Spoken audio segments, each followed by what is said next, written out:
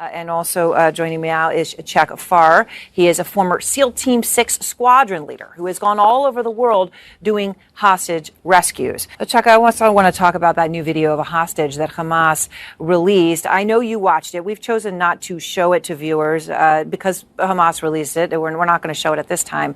But you did have a chance to watch it. What did you take away from it? Well, I was listening very carefully. I heard the sound of ventilators, which maybe confirmed what I suspect is that she was being held underground. I noticed some audio inconsistencies. There was some sound of shelling off screen. She didn't react to it. There was also very incongruous the sound of an automobile horn. I would suspect that she and all of the other hostages are in fact being held underground. I also noticed her hair and makeup had been done. She has an injury to her arm, pretty severe injury from what I could see.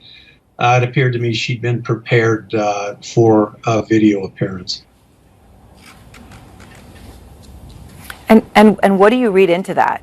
I mean, I know it sounds like an odd thing to say, but it's not just the incongruous sounds and holding underground, but the hair and makeup.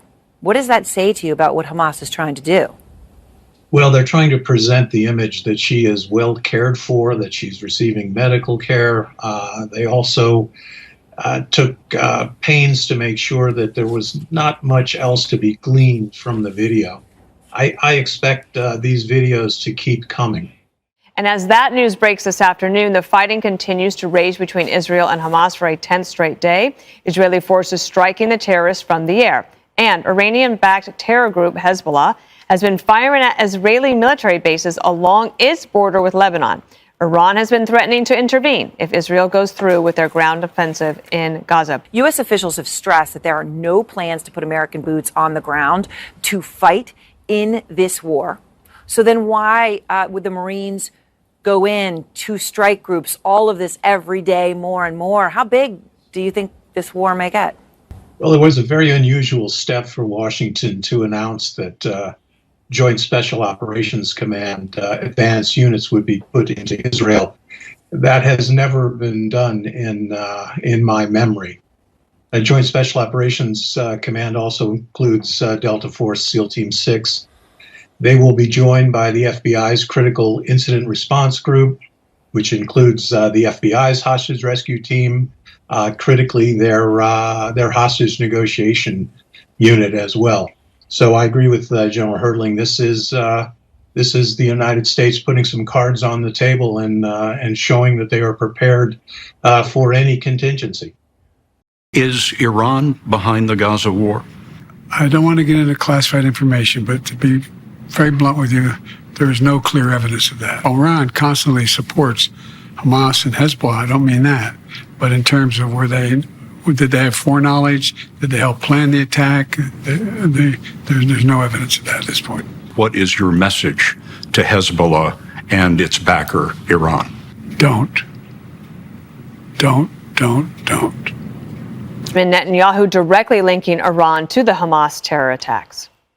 Hamas is an axis of evil of Hezbollah, Hamas, and Iran, and those who do work for them. Their goal is to destroy Israel and murder us all. And as Israel preps an all-out assault on Hamas, President Biden is now calling for some restraint. Do you believe that Hamas must be eliminated entirely? Yes, I do. But there needs to be a Palestinian Authority. There needs to be a path to a Palestinian state. Would you support Israeli occupation of Gaza at this point? I think it'd be a big mistake. And it allows for neither compromise nor mediation. We don't want peace. We want war. We want victory. Ezekiel agrees with this. In fact, he says a storm is coming. So that those of you who are hoping that somehow there will be peace in the Middle East, it's impossible. As one of my Israeli friends said to me, you know, when the socialists were running the Palestinian Authority, he said there was a hope of peace. But now that the religionists have taken over, the Islamists, he says there's absolutely no hope of peace. because now it has become a theological issue.